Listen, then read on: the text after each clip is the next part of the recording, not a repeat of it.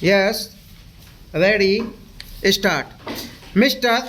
Vice Chairman, sir, I rise to support this very simple piece of legislation whereby it is proposed that the Electricity Supply Act should be amended so that power schemes up to rupees 5 crores need not be referred to the Central Electricity Authority for their concurrence, as my friend was just saying, although he did not agree with it in view of the escalation of the cost of inputs since 1948. It was really very necessary, rather essential, that this limit should have been increased, and since this limit is being increased from 1 to rupees 5 crores, I support this bill. My friend was saying that since 1948, price escalation has been more than 100 times. That is not so. It has not been 100 times, maybe more than 500 times. But what I am saying is that it is rather just and right that this section should be amended, and schemes up to rupees 5 crores need not be referred to the Central Electricity Authority for concurrence, because that authority also takes a lot of time in examining these schemes. They have to examine them on techno economic lines, and this could delay the project. So at least up to 5 crores this delay will be avoided, and this legislation is a welcome move. The importance of electricity in the modern world needs no overemphasis, whether it is a matter of industrial or agricultural production. Electricity has to be there and has to be generated to meet our requirements. It is indeed not a very happy state of affairs that even today, after 67 years of independence, we have not been able to generate as much electricity as we actually need to run our industries and also to cater to the needs of the farmers and to supply to public at large. Still, it is rather gratifying to note that in the first quarter of the current financial year, the power generation has been more than 15%, that is from April to June,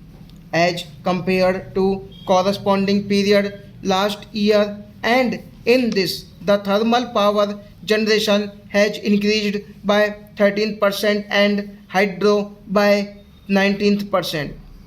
During the 10th plan period, the target for electricity generation was 19 megawatt, and we have been able to achieve only 14,000 megawatt. It is indeed a very sorry state of affairs that almost all the state electricity boards are in a very bad condition, and all that they know to increase the price and cost of electricity. They are going on doing this ever since by existed. Almost all of them are running at a loss. It is a very serious matter and must be looked into. As I said at the very beginning, if we cannot generate electricity, we cannot ensure industrial development as much as we want it to be. Almost 20,000 industries or more than 20,000 industries have suffered just because of short supply of electricity. Very important industry like coal, steel, cement, fertilizers have all suffered in the past, and they are still suffering to the extent that we are not able to provide electricity to them. So our government must look into the working and the functioning of these electricity boards, which are no doubt proving a sort of white elephant for our country and for our states. As regards the ills of these state electricity boards, their sickness is due mainly to four major causes. Number one is non-utilization of capacity. None of these boards which are running at loss is able to generate electricity to be installed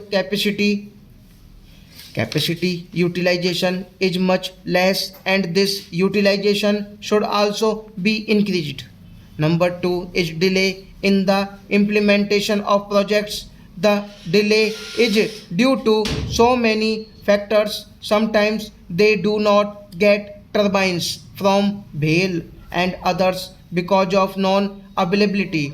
Delay may also be because of the delay at the level of the Central Electricity Authority, which is now going to be curbed by this legislation to some extent.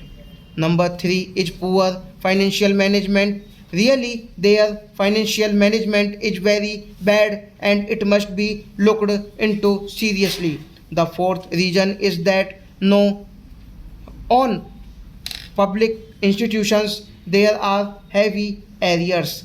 This is the case with all these state electricity boards. I know that in the case of the UP State Electricity Board, as much as rupees 25 crores is outstanding against the Jal Nigam there, and like that against so many autonomous bodies, organizations, corporations, and even the government of India may have to pay something, sir. The situation is that shortage of electricity is supposed to be 8%, while transmission losses are to the tune of 21%. Pilferage is supposed to be of the order of 30%. Our friend was talking about Haryana earlier. In Haryana alone, 20 lakh units are being pilfered in this field. Stop.